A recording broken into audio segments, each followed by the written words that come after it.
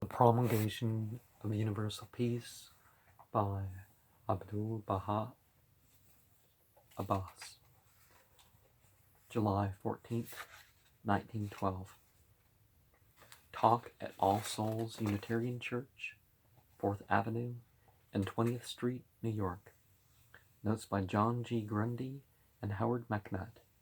Today I wish to speak to you upon the subject of the oneness of humanity in this great century. The most important accomplishment is the unity of mankind, although in former centuries and times this subject received some measure of mention and consideration. It has now become the paramount issue and question in the religious and political conditions of the world.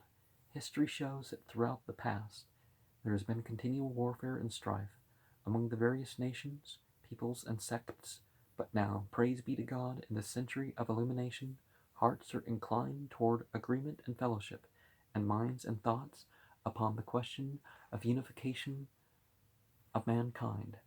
There is an emanation of the universal consciousness today, which clearly indicates the dawn of a great unity. In the investigation of a subject, the right method of approach is to carefully examine its premises. Therefore, we must go back to the foundations upon which human solidarity rests, namely that we are all the progeny of Adam, the creatures and servants of one God, that God is the protector and provider, that all are submerged in the sea of divine mercy and grace, and God is loving towards all.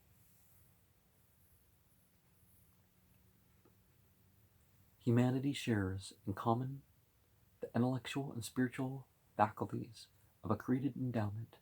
All are equally subject to the various exigencies of human life, and are similarly occupied in acquiring the means of earthly subsistence.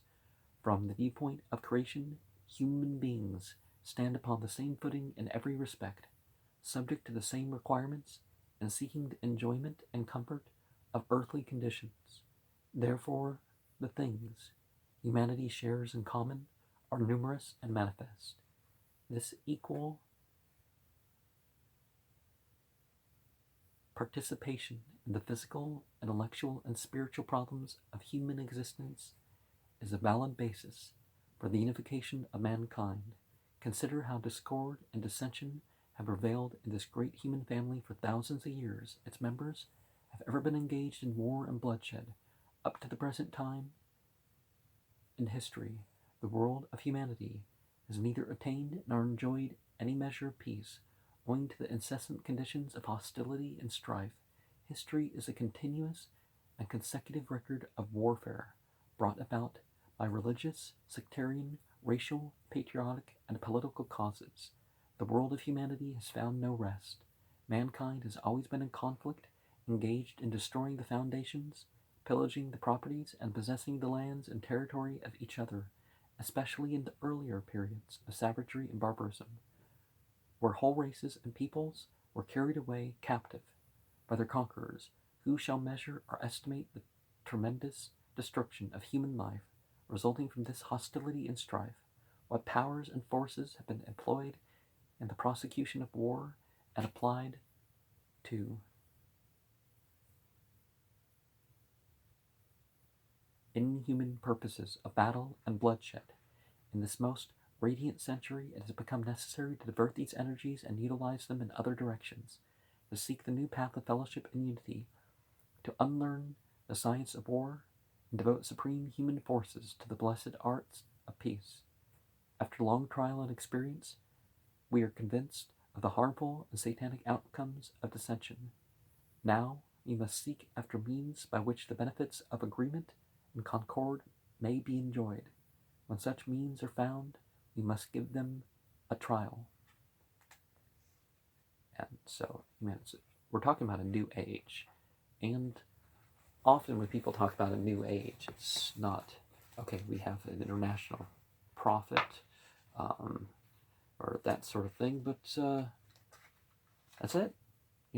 What new age is there? Oh, they're talking about them specifically, their specific movement. So when thinkers like this come forward talking about New Age, It's the same stuff that's always been, go back thousands of years. Consider the harmful effect of discord and dissension in a family. Then reflect upon the favors and blessings which descend upon that family when unity exists among its various members. What incalculable benefits and blessings would descend upon the great human family if unity and brotherhood were established in this century, when the beneficent results of unity and the ill effects of discord are so clearly apparent. The means for the attainment and accomplishment of human fellowship have appeared in the world. Baha'u'llah has proclaimed and provided the way by which hostility and dissension may be removed from the human world. He has left no ground or possibility for strife and disagreement. First, he has proclaimed the oneness of mankind and specialized religious teachings for existing human conditions. The first form of dissension arises from religious differences. Baha'u'llah has given full teachings to the world which are conducive to fellowship and unity in religion. Throughout past centuries, each system of religious belief has boasted of its own superiority and excellence, abasing and scorning the validity of all others. Each has proclaimed its own belief as the light and all others as darkness. Religionists have considered the world of humanity as two trees, one divine and merciful, the other satanic.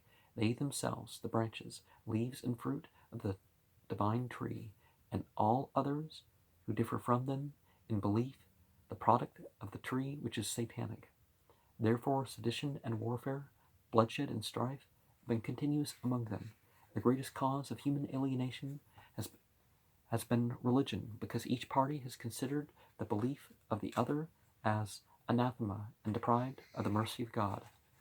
Ideology, not even mythology, so not religion, is proved to be an even greater threat.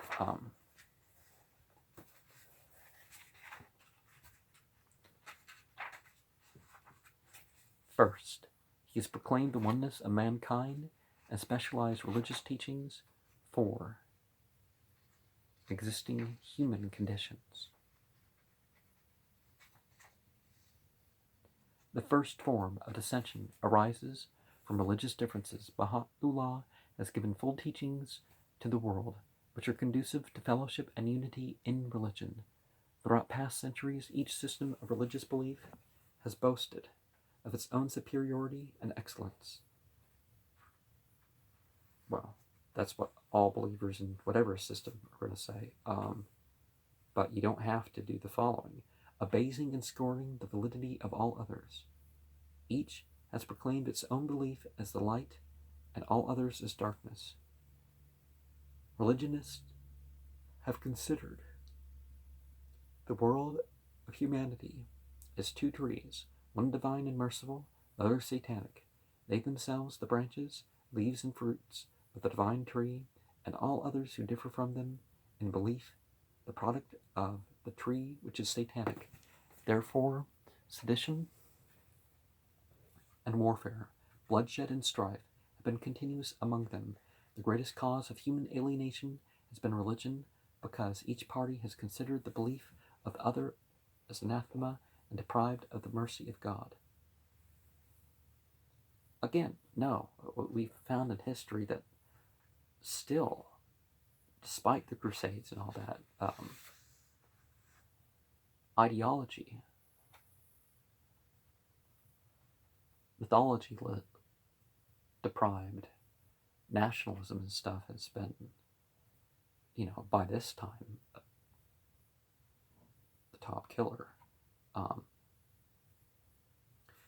The teachings specialized in Baha'u'llah are addressed to humanity. He says, "Ye are all the leaves of one tree." He does not say, "Ye are the leaves of two trees, one divine, the other satanic."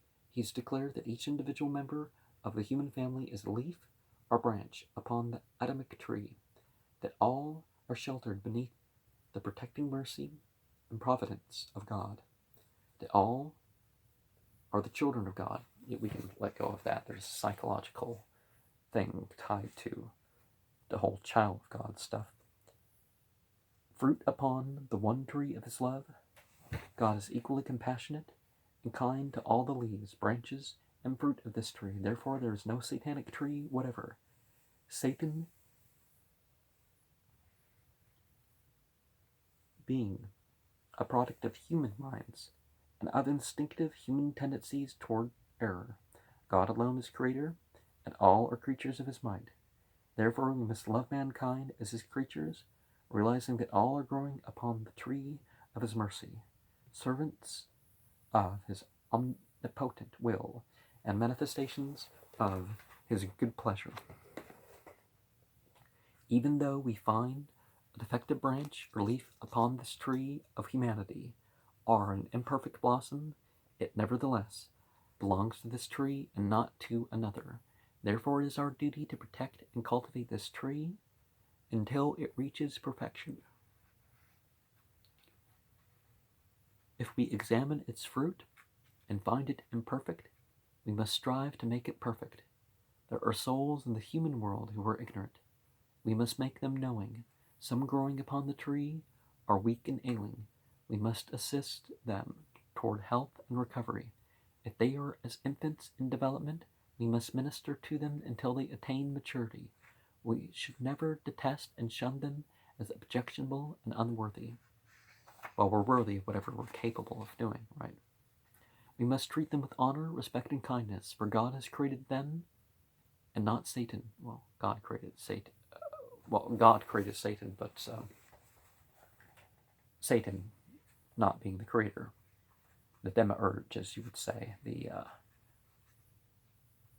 males and females, the demiurges are the males and females that act as gods, and certainly some of them are older than the humans, but they're not manifestations of the wrath of God, but evidences of his divine favor. God is the creator and has endowed them with physical, mental, and spiritual qualities that they may seek to know and do his will. Therefore, they are not objects of his wrath and condemnation. In brief, all humanity must be looked upon with love, kindness, and respect, for what we behold in them are none other than the signs and traces of God himself. All are evidences of God, therefore how shall we be justified in abasing and belittling them, uttering anathema, and preventing them from drawing near unto his mercy? This is ignorance and injustice, displeasing to God, for in his sight all are his servants. Another cause of dissension and disagreement is the fact that religion has been pronounced at variance with science. Between scientists and the followers of religion, there has always been controversy and strife for the religion that the latter has proclaimed religion superior and